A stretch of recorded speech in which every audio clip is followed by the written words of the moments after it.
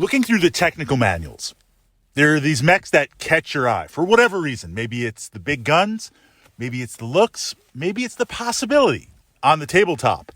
And then when you get them on the tabletop, yes, absolutely, there is a learning curve.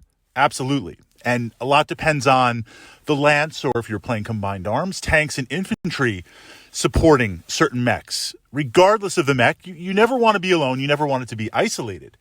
But even with that perspective, even with that understanding, once you punch through that learning curve, certain mechs are harder to play than others, even with full support, even at the most optimal. And part of this is based on the narrative, the design. I mean, we covered this in Battletech from the perspective of, yes, you can play it from the meta.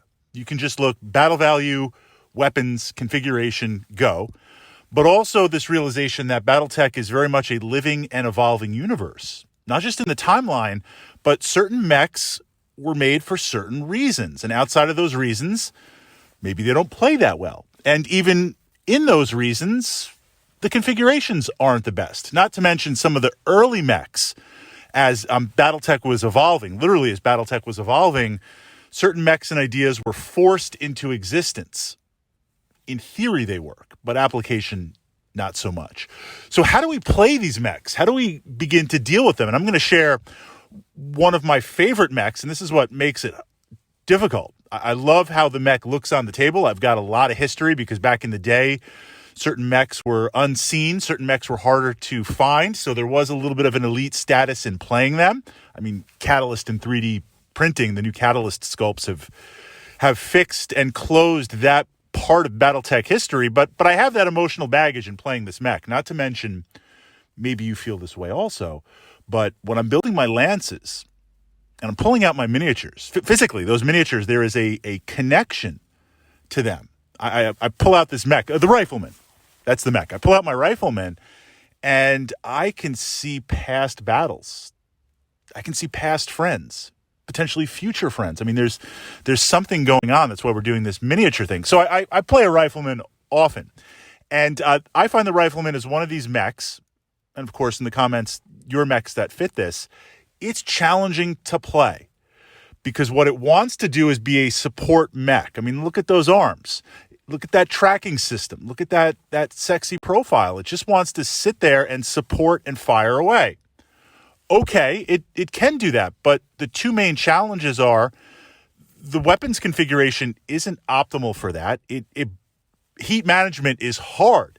Even when I do tend to push the heat, but even when I'm 100% focused, heat management, the rifleman's design does not allow you to fully exploit what it's trying to do. On top of that, the armor, it really isn't that great for the tonnage. And you've got some other challenging issues with balancing it out in that perspective. As a support mech, I'm going to simplify things a little bit. The rifleman wants to move around and just fire at you from a distance and work with the group and fire away. So the challenge here with this, not always working out on the tabletop, I find that one really has to adjust. You can't adjust the role. I mean, I could certainly swap it out, that I'm not playing the rifleman. I can certainly go for a variant, and you could argue that some variants work better than the others. But stock rifleman, I have to adjust the presentation tremendously and make sure it fits. And this is the unlock. And again, we're using the rifleman as a template to fit in your own mechs. I find it really helpful as part of a skirmish or scout lance. Meaning I won't say take 3 Jenners, or 4 Jenners and 3 Jenners and a rifleman, or some bug mechs, but take some light mechs that are fast moving and are going to skirmish and engage. Meaning I'm going to run and gun. I'm going to run around, shoot, run away, jump, shoot, run away.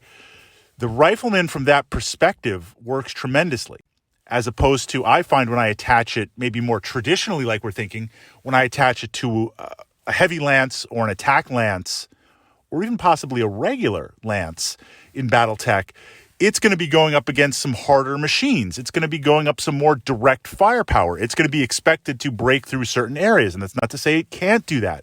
I mean, at the end of the day, it is a mech, but it's challenging with the weapons loadout and the heat and the armor. When I attach it to a scout lance, the scout lance itself is going to be dispersed. It's going to be very fluid. If you come after the rifleman, that's going to open up an opportunity for the the fast light mechs to get rear armor and to be as much of a pain as possible.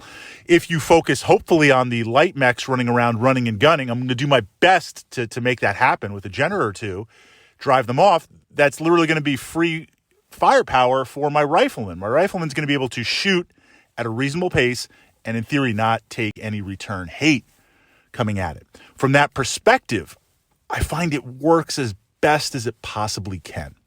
Okay, that's certainly not the only way to use the rifleman. But now taking that checklist, taking that formula and exploring it, mechs that you like to play for whatever reason, maybe there's similar reasons, but mechs that you like to play that just, it is a challenge to play them. What mech, why, and what is the unlock? What is the workaround? What is the configuration to make that as optimal as possible on the tabletop?